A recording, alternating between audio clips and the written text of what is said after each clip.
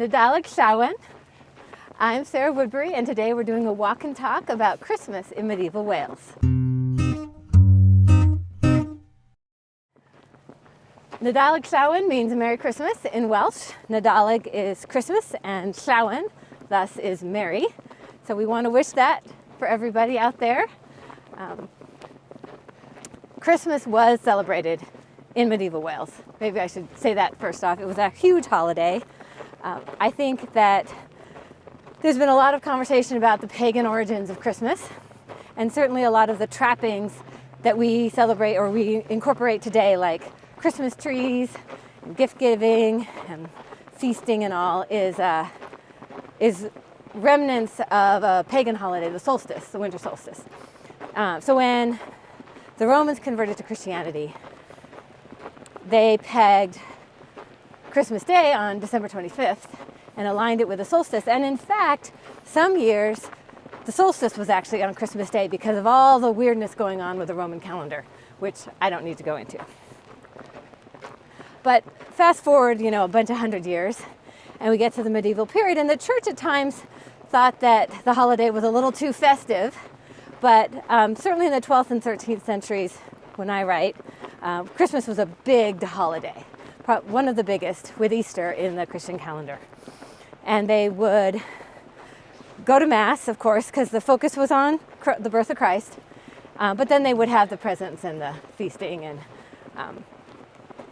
even sometimes big events were pegged to Christmas Day. So, for example, when William conquered England in 1066, he was crowned in London on Christmas Day. But that's not Celtic. That's not Celtic. That's Norman. So, but it was across the whole, Gotcha. Christian world. Yeah. The particular Welsh tradition I thought I'd talk a little bit about today is called the Mari Lwyd.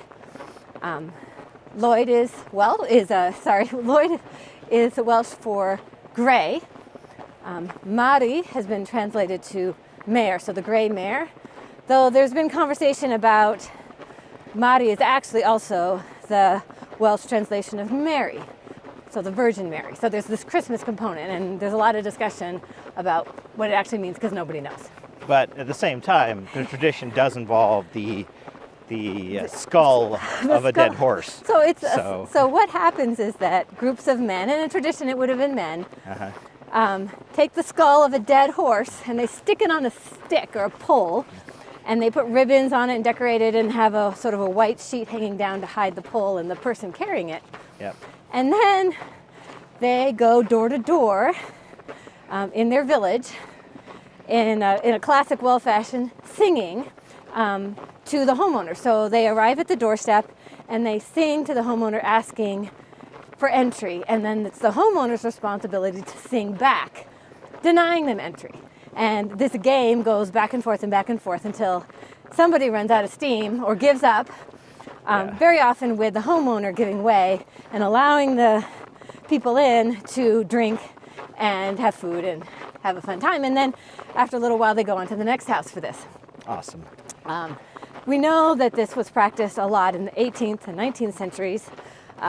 Its Celtic origins seem pretty clear, but it was a folk tradition, really originating in the South, primarily in Glamorgan, where there's real documentation of it. But prior to that, we're just not really sure what it is, where it came from. Yeah. But there are plenty of Celtic traditions involving this horses and horse skulls and this kind of thing. So. Yep. And so when did they do it? They did it on Christmas Day, or? Well, between Christmas and New Year's. Okay. It's sort of a tradition, and in my head, I had a thought, because I make up stories for a living, that this idea of going door to door and singing and being invited in and getting treats and stuff, the original Welsh New Year, so Halloween is Nos Calan Gaeaf, New Year's Day is Calan Gaeaf, which takes place at harvest, not in the spring and not on January 1st. Okay. But with the Roman calendar coming in, New Year's Day was switched to January 1st. And in my head, I was like, gosh, this Mari Lwyd thing looks a little bit like trick-or-treating. Okay. But I make stuff up, so maybe that's not true. Regardless, If you, in wherever you are, would like to resurrect this tradition, I'm sure there will be no complaints at all. And otherwise, You I might hope warn your neighbors before you show up with a horse skull, though. Yes, or they might be hard to find. I mean, there might be some question about that. But regardless, I hope you have a Merry Christmas. Thanks for watching my video. You can click on the playlist or subscribe to my channel to see more. There'll be a new video next week. If you want to check out my books, click on the link to my webpage.